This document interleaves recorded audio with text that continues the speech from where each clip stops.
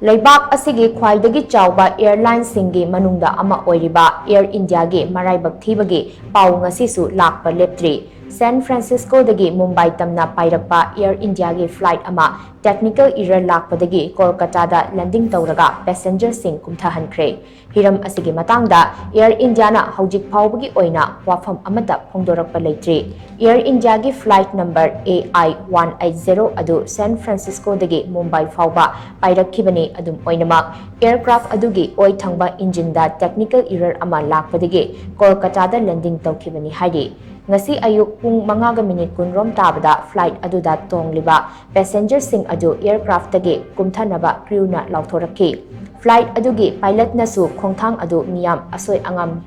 yauddanaba paikhatlakpa khongthang ni haina passenger sing da lauthokhi passenger sing adu asoi angam yaudana airline adugi staff sing na escort tawduna puthorakri haina su pau asina makhatari